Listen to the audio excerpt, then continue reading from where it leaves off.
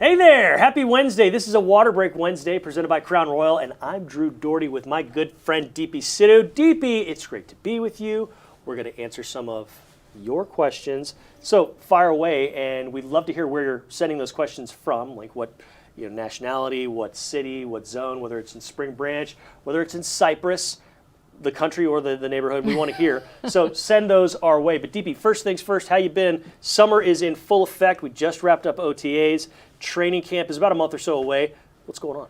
It's kind of the quiet before the storm, Yeah. It seems like, before training camp and all the craziness hits. So it's nice to sit back and reflect on what we saw, because it's been so long since we've seen players out there on the field. We didn't have OTAs last year, so it was nice to be out there for a little bit. I'm sure we're going to get tons of questions on these last few months, but I like that we were able to see some of the new players out there, because there were a lot of new guys out there. Oh, yeah. I mean, there is no way that we could have any opinions on any of them, even with what little we saw, but it certainly helped to sort of put it into perspective, seeing everybody out there with the new coaching staff. Absolutely, and you say coaching staff, we were joking off air about how many new faces there, and in a lot of ways, the coaching staff mirrors what we've seen with the roster. Lots of new faces, but there are some holdovers. There are some familiar faces. That applies on both sides, coaches and players. So we'll see what happens once we get going in training camp as far as who stays, who goes, because right now you're at 90 and eventually you're going to get down to 53, and the cuts will take place at different times within different increments as well. So that's something to keep an eye on and remember as we get into August. All right, first question comes from Steve, and he says, what did you think of OTAs? And I thought it was just nice to be out there, to echo what Deepi just said. It was nice to actually see football up close, because this time last year we were kind of hunkered down and having to do everything via Zoom. You didn't see any practices, and I was just glad to see what was going on. Obviously, lots of questions about the quarterback spot.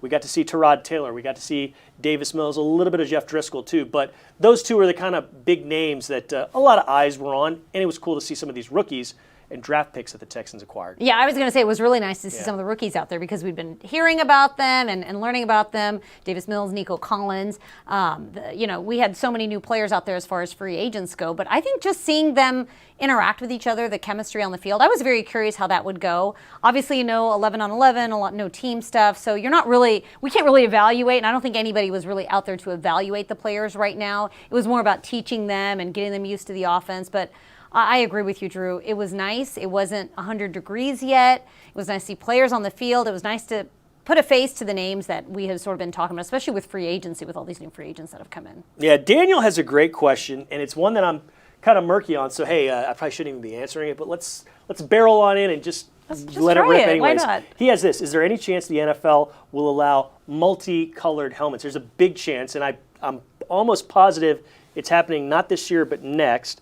But you're going to see different helmets, and the Texans could have a white helmet. They could maybe have a red helmet. I don't know about you, but you get a lot of events where there's, a silent auction going on, and they'll have memorabilia, they'll have all this other stuff. And I've been at events where there's a white Texans helmet that's autographed by somebody. I've been at events where there's a matte red Texans helmet. It's pretty fascinating. So yes, it's coming. I don't know how soon, I don't know when, but multicolored helmets are different helmets than the ones they have, the blue ones, the deep steel blue ones. That will be a possibility here in the near future. Well, that just sets us up perfectly for Battle Red Sunday, the full ketchup bottle effect, which I have been a big fan of. So I want to see multicolored helmets as well. Let's keep the pants white. I'm not a fan of all reds. But what this also happened, it's a bigger deal for franchises that like the Eagles, they had those Kelly green uniforms, not the sort of forest green uniforms they have now. You can't really change the helmets because of safety protocols, all that stuff. So this will open things up and make that a little bit interesting. So, Daniel, love that question. All right, we got one. Who surprised you during OTAs? And, it's like you kind of mentioned you couldn't see too much, but I like Nico Collins, what I saw from him as far as his movements and the way he kind of got after things. He's really big, he's really tall, he's muscular, but he kind of like, he's like Gumby a little bit, the way he moves. He's very malleable, if that's a way to describe somebody. But would you kind of go along with that? Did you understand what I'm saying when I say that? No, but I will, I respect your opinion. Malleable in a good way. So. Malleable, like a Gumby. I think you mean that in the most positive way possible. Gumby was awesome. I'm going to go Philip Lindsay because, he was hurt a lot last year. He played through a lot of injuries. I thought it was great to see him out there with the running backs. I was really excited about him just coming into this offseason, so I was very happy that he was healthy. He was out there for OTAs. He was practicing. We heard from him on the final day of OTAs. And, I think if you weren't excited about him, just hearing him talk about what he hopes to bring to the offense, just being more explosive and just working with the other backs like David Johnson, Mark Ingram, et cetera, I'm really excited to see Philip Lindsay, and I was just happy to see him out there and healthy on the field. He's one of many guys, to kind of expound on Lindsay, that has all NFL players have a chip on their shoulder. Some's like a little chip, some's like a boulder size.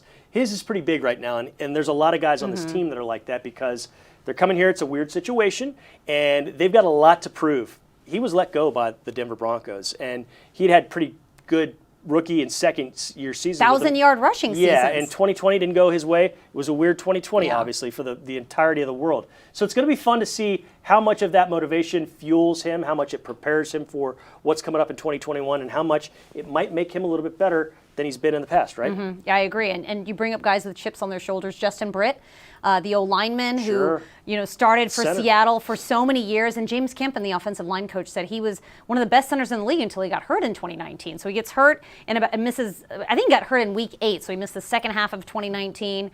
And then the Seahawks let him go after that season. So he just really spent 2020 rehabbing his knee and getting healthy. And Justin Britt here on the O-line, I think that'll be an exciting guy to watch come training camp for sure. All right, Daniel says as a follow-up, red chrome helmets would be fire. Okay. And then Steve knows what's going on. He says, I'm with you, Drew. Love red jerseys, not the pants. So what's up? Good stuff. Got to just see the full picture, guys. We got folks from all over the world. We've got Christian in Germany. Great to hear from Christian. Tijuana from Texas, and Isaiah in Arizona. And one of those is Christian. He says, are the rookies making an impact in practice? Yes. We saw Nico Collins. We saw Brevin Jordan. We saw Davis Mills getting a lot of work in. And then he also asked, do you think it's a good thing they canceled minicamp? And that's a decision that got a lot of heat, understandably, from a lot of different places, but it's not as cut and dried as I think everyone knows or understands. Basically, they decided, the team and the coaches decided, the players and the coaches decided beforehand, hey, we'll have almost everybody there for OTAs and we'll get a lot done, rather than having a mix for OTAs and then more at minicamp for just 3 days. So they think they got more done than they did in those 3 weeks than they would have had they done 3 weeks of partial and 3 days of kind of a more full atmosphere. You weren't going to have full houses for either one of them, but they liked what they got done, and they're going to stick with that. And they aren't the only team that did this. The Colts, the Niners, the Philadelphia Eagles also did not have mini camps. And a lot of these other teams pushed their mini camps forward and did it last week, so that kind of changed a lot of stuff. I was just going to bring up that point, that even if a lot of teams had mini camps, but they had them the same week as the Texans had their week 3 of OTAs, and then they break for training camp. So essentially, teams got the same amount of work in. Mm-hmm. There are a few teams, I think, that are having mini camp out there, but I think it was not so much a team decision. It was sort of, you saw this decision across the league. So I think there was some confusion about it, but we did see some pretty great attendance throughout OTAs. Yeah. So, I thought that was surprising that there were so many players out at OTAs. And I understand the idea, well, this team needs to get work in. They won 4 games. I understand that. I'm not going to quibble with that. There's also, keep this in mind, there's also a dimension with the NFLPA that factors into all of this too, that we're not all attuned to. But all right, moving things on, we got a question from Stephen Conroe. He says, what do you expect from the Texans offense? And Deepi, I don't know. I have no idea. They've kept things pretty much under wraps. Mm-hmm. Here's what we know about the defense. It's going to be a 4-3. They want to create turnovers. We don't know too much else. About the offense, they don't want to turn the ball over too much. They didn't do that too badly last year, but they want to play safe with the ball. They want to run the ball more. But other than that, I think it's going to be a little bit like what we saw last year with some wrinkles, because Tim Kelly's still the offensive coordinator, but there's a lot of changes as well. Yeah, and I think we've heard over and over again how the team wants to run the ball better. So I would expect the run game to get a little better this year. I would expect that to be one of the points of improvement for the offense, because not only have you added new backs, but you've revamped your offensive line. So you've signed all these new guys, you've changed things around in the hopes that your run game gets better. So I just don't see how it wouldn't improve with all the change that you've made. Now, obviously, health factors into it. You've got to have a lot of key guys healthy in order to have a solid run game. So with all that in place, I mean, I would expect to see a better run game this year. I mean, that's what I would expect to see based on the players that have been signed and everything that we've heard coming out of OTAs. Yeah, and I think the line is, like you kind of touched on, yeah, is going to be much better than what we've seen around here, especially the interior part of it. So that's something to keep in mind too. Brody has this. How's the transition from a 3-4 defense to a 4-3 going for the players? You talk to the players, they love it. You know, whether it's defensive backs, whether it's defensive linemen, linebackers, they're all in for it. You know, we think some of these guys up front are going to like putting their hands in the dirt and just focusing on getting after the quarterback, containing the run, rather than sometimes having to drop back into coverage like you do as a 3-4 outside linebacker time to time. So, yeah, I think they're pretty excited. You know, it's May, so everybody's excited across the NFL about what is to come. But, yeah, right now, the arrow's pointing upward. Well, I know the linebackers are super excited about it. I asked Lovie Smith about it in his press conference, because we keep hearing from linebackers that it's a linebacker-friendly defense, and all the linebackers love Lovie. I think Christian Kirksey said it first, and he's not the only one. And Lovie Smith said, well, he hopes that everyone says the same thing. He said, I hope the safeties say that it's a safety-friendly defense. He said, I hope the D-line says we'd love a 4-man rush. But the linebackers are really enjoying themselves. There's a lot expected of these linebackers. They're expected to do a lot of different things in Lovie's system. He's coached some all-pros in his time. Yeah. Obviously, Brian Urlacher being the first one that comes to mind, and he's had some great defenses. So I think the linebackers are super excited. And to your point, I think the D-linemen, especially some of these younger guys like John Grenard, who played D-lineman in college, he's excited to be able to do some of that again, because that's familiar to him. So I think some of the younger players, it's exciting. I think Whitney Merciless, I'm excited to see him out there, because he told Bobby King that he hasn't put his hand in the dirt consistently since his junior year at Illinois. But, you know, they seem to like what he's able to do. They're not expecting him to put on a lot of weight. They want to play fast and play lean at that position. So I think that the defense is just really excited to have Lovie on board because of everything that he's done. And he brings so much credibility that I think these players are really enjoying that transition so far. We got a YouTube fan who asks, how do you think the Texans special teams will do this season? And great question.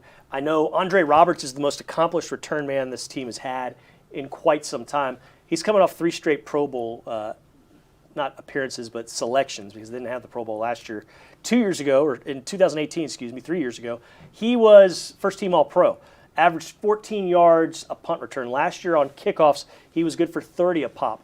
So he's about a yard better on punt returns over last year, what you saw from the Texans, and he's about 10 yards better per kickoff return versus what you saw from the Texans last year. He's been around. He can play receiver. He's a solid player, but this is an accomplished guy. I do think the return game should be, knock on wood, better. And then you got guys like Kamu Grugier-Hill who've excelled in coverage on teams, as well as some of the holdovers like A.J. Moore and Buddy Howell.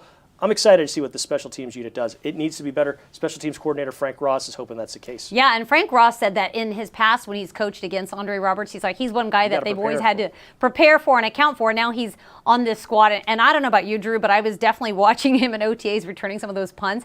His style of returning the ball is so unique. John Harris and I were discussing it because I said, it just makes me so nervous. He just sort of plucks the ball out of the air. He doesn't catch it towards his chest, and he doesn't miss. I mean, he's obviously really good at what he does, but he just has this confidence. And, you know, we've seen so many young guys back there returning the ball, and I feel like with a guy like Andre Roberts, like who's done that for so many years and done it at such a high level, he just has a confidence about the return game that I am really excited to see come this fall. You're dead on about that unique style of his. Doesn't it make you nervous? Well, he just catches it like this. And then after the catch, when he runs, he runs and finishes with a violence that you don't often see from receivers/return men. So that's going to be fun. Listen, we didn't get to all of your questions.